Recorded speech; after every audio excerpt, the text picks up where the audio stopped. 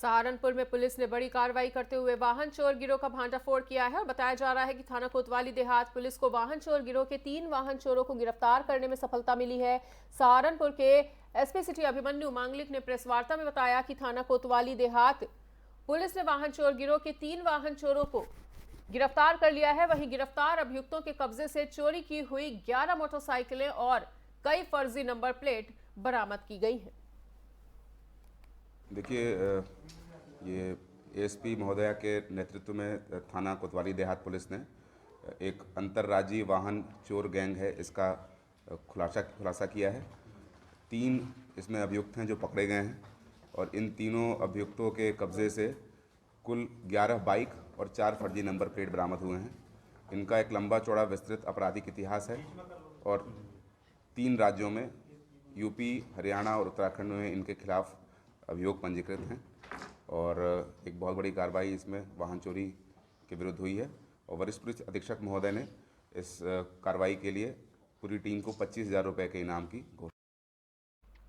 UP के शाजापुर में पूर्व चेयरमैन के होटल में सेक्स रैकेट का भांडाफोड़ हुआ है। बताया जा रहा है कि पुलिस ने टीम के साथ छापेमारी के दौरान लगभग 1 दर्जन युवक युवतियों को पकड़ा और पूर्व चेयरमैन अजय गुप्ता के होटल मन्नत में सेक्स रैकेट चल रहा था।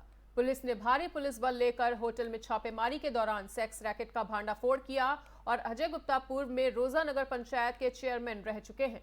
पुलिस के द्वारा पकड़े गए युवक युवतियों से रोजा थाने में पूछताछ चल रही है और बताया जा रहा है कि होटल मन्नत में बरसों से सेक्स रैकेट चल रहा था। तो बताना चाहेंगे कि थाना रोजा पुलिस ने सूचना पर नगर पंचायत के पूर्व चेयरमैन अजय कुमार गुप्ता पोता के 3 मंजिला गेस्ट हाउस पर छापा मारा और सोमवार की दोपहर में पुलिस की छापेमारी में अलग अलग 7 कमरों में 7 जोड़े देखे गए और आपको बताना चाहेंगे कि युवक युवतियों को हिरासत में ले लिया गया है और मौके से आपत्तिजनक सामान भी बरामद किए गए हैं। तो मौके से गेस्ट हाउस का मैनेजर फरार हो गया और गेस्ट हाउस में लगे कैमरों की हार्ड डिस्क पुलिस ने अपने कब्जे में ले ली है।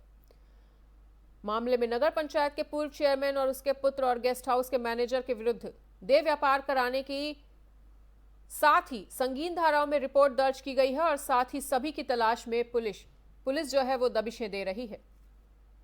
नगर पंचायत के पूर्व चेयरमैन अजय गुप्ता का रोजा के बलिया स्थित न्यू आशा मन्नत गेस्ट हाउस है और बताते चले कि उन्होंने इसे पेइंग गेस्ट हाउस बना रखा है और सोमवार की दोपहर जब पुलिस को इस बात की सूचना मिली कि पूर्व चेयरमैन के गेस्ट हाउस में लोगों से घंटे के हिसाब से किराया वसूला जा रहा है तो उन्होंने इस पर छापा मारा और साथ ही बताया गया है कि यहां देह व्यापार चल रहा है और सूचना मिलते ही सीओ सदर अमित चौरसिया, थाना प्रभारी कुंवर बहादुर सिंह दल बल के साथ गेस्ट हाउस पहुंचे और उन्होंने छापेमारी शुरू की। पुलिस को छापेमारी के दौरान अलग अलग कमरों में 7 जोड़े देखने को मिले और पुलिस ने इनके पास से आपत्तिजनक सामान को भी बरामद कर लिया है और पुलिस को देखकर गेस्ट हाउस मैनेजर मौके से फरार हो गया। हड़कंप की स्थिति देखने को मिली और वहीं पुलिस को देखते ही गेस्ट हाउस में खलबली भी मच गई। तो रोजा में गेस्ट हाउस में देह व्यापार की सूचना के आधार पर छापा मारा गया, जहां 7 युवक और युवतियों को आपत्तिजनक हालत में पकड़ा गया है और मामले में गेस्ट हाउस मैनेजर और मालिक के विरुद्ध कार्रवाई भी अब की जाएगी। सर, थाना रोजा में मन्नत लॉज में जो पुलिस की दबिश हुई है, सर उसमें क्या कहना है? रोजा में एक मन्नत गेस्ट हाउस है। यहाँ पर पुलिस की सूचना मिल रही थी कि ये लोग कमरे प्रोवाइड कराते हैं जो स्त्री पुरुष आते हैं वैसे संबंध बनाने के लिए। तो इस सूचना के आधार पर पुलिस ने इसको डेवलप किया और वहाँ पे दबिश दी गई। तो ये बात सही पाई गई है कमरों की तलाशी के दौरान और वहाँ पे कुछ लोग पकड़े गए हैं। इसमें अभियोग पंजीकृत कराया जाएगा और कठोर धाराओं में पंजीकृत करके गेस्ट हाउस वाले के खिलाफ और जो वहाँ पर उपस्थित हैं उनके खिलाफ कार्रवाई।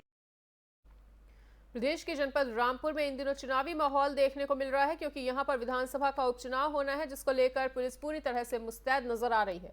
हर आने जाने वाले पर पैनी नजर रखी जा रही है और इसी कड़ी में पुलिस की जांच में एक युवक को 40 लाख रुपए की नकदी और 3 किलो अफीम के साथ गिरफ्तार किया गया, जबकि अन्य 4 साथी जो है वो अंधेरे का फायदा उठाकर मौके से भागने में कामयाब रहे। वहीं पकड़ी गई अफीम की कीमत अंतर्राष्ट्रीय बाजार में 40 लाख रुपए आकी जा रही है।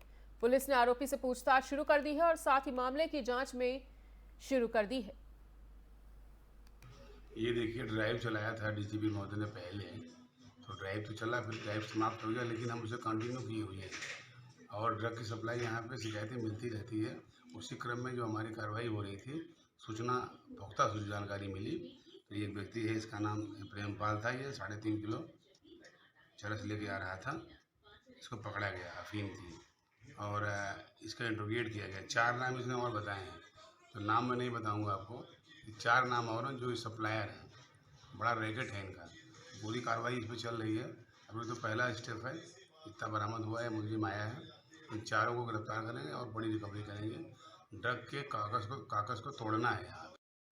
ये देखिए, समाजवादी पार्टी के विधायक रागिनी सोनकर जौनपुर जिला अस्पताल में औचक निरीक्षण करने पहुंची और इस दौरान सपा विधायक ने हर वार्ड का औचक निरीक्षण किया और अधिकारियों को सख्त निर्देश दिए और साथ ही क्लिनिक, ओपीडीज, इमरजेंसी की स्थितियों को भी जानने का काम किया कि कौन कौन से डॉक्टर अस्पताल में उपलब्ध हैं और इस बात की जानकारी भी ली।